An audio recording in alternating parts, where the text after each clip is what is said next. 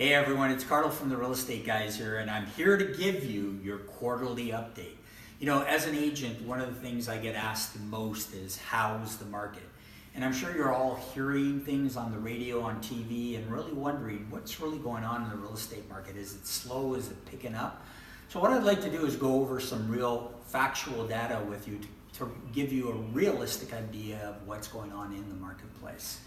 So the first thing I'd like to bring up, there's a lot of great information on this one chart. We talk about sales, how many units are actually selling or how many homes are selling on a monthly basis, how many active listings we have for sale. MOI is months of inventory, meaning how long it would take to sell our existing stock of inventory, how many months it would take. Average price, so the average price of a home month after month.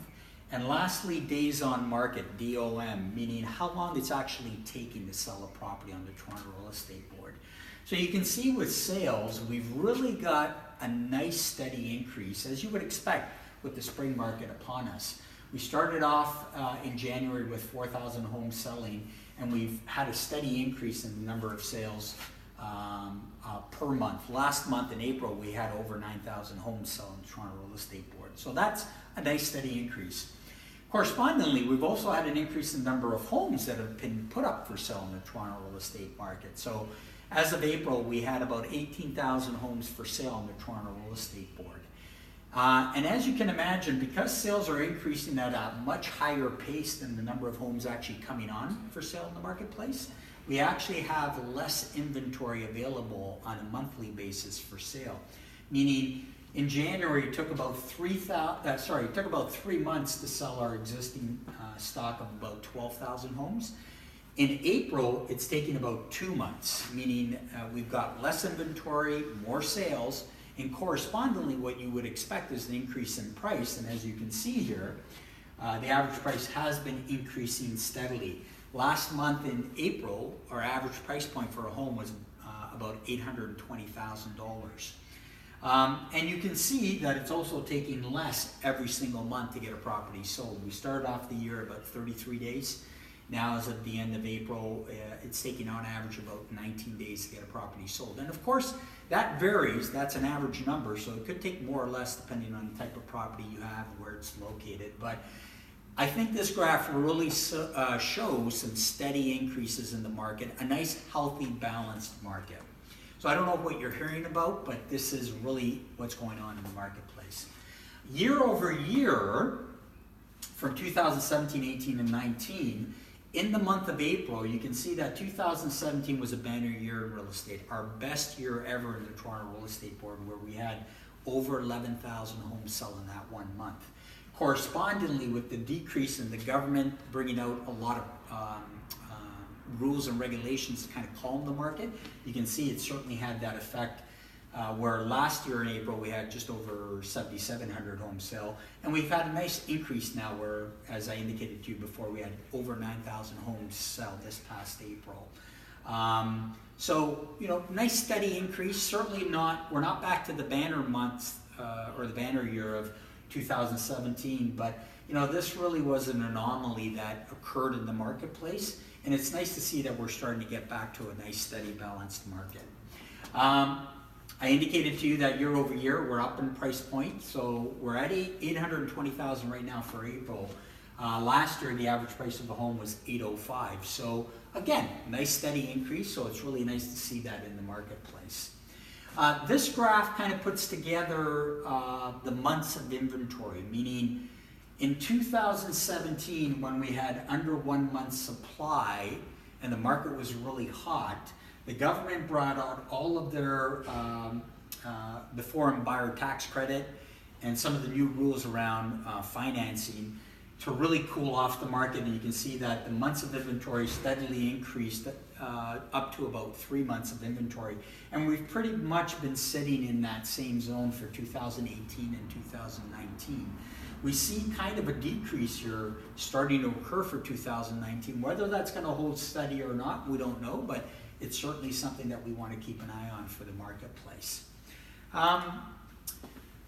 I've talked to you about this before, micro markets. So this is the difference between the 416, the Toronto marketplace, and the 905 area code. So you can see that I've kind of broken this down not only into the Toronto and suburban areas, but I've also broken this graph down by product segments. So detached, semi-detached townhomes and condo apartments. Right now, we have our greatest supply of inventories in the detached market. It's certainly the slowest part of the market segments. And you can see that here for semis, townhomes, and condo, the market's certainly much more robust. Price points are increasing. The condo market actually is the strongest segment of the market, where we've had a year-over-year price increase of about 5.7%. So if you're thinking about investing in the condo marketplace, it certainly might be something really good to consider right now, especially with the strength of that particular segment. So hopefully this gives you an idea of how the 416 breaks down to the 905 area code. Average price points for the different product segments.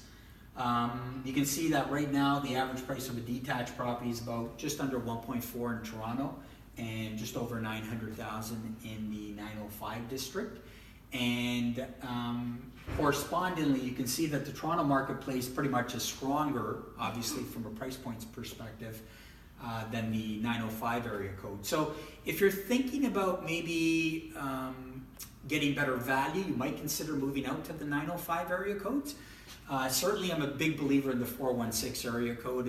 If price points match your affordability, I certainly would recommend trying to stay in the 416 area codes, but if you're looking to get more value, then certainly you might want to consider buying something in the 905 area code.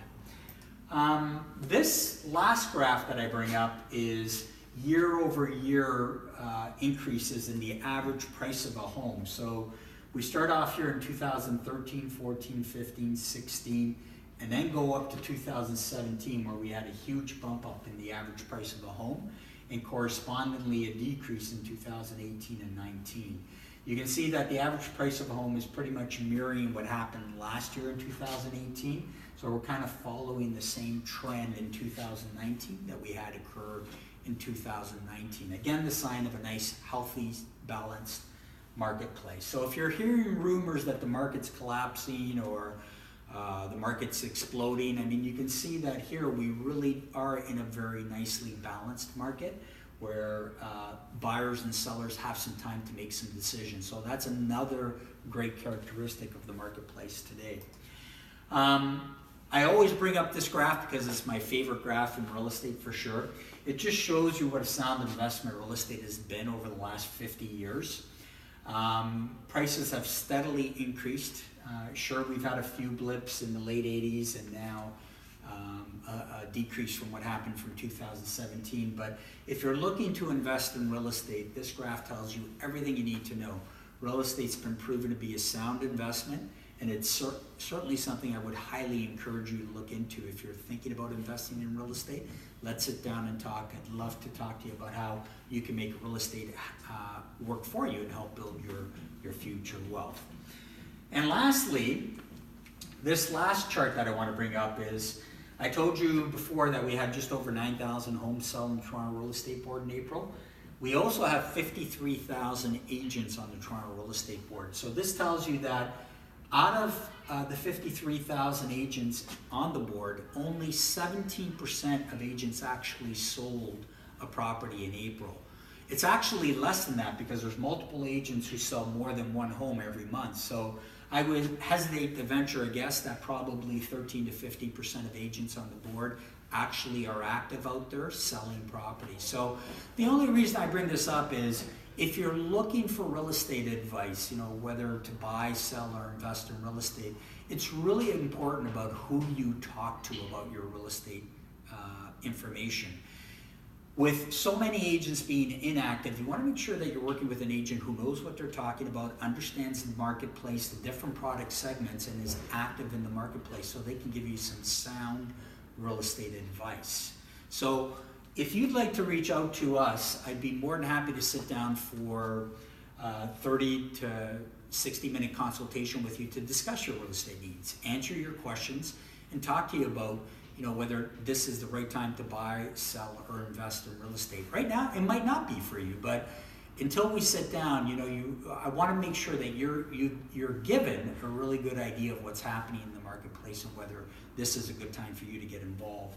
So please feel free to reach out to me. I'd love to sit down with you and discuss your real estate needs. We're here to answer any questions you have. Don't hesitate to reach out. Until we meet again, make it a great day.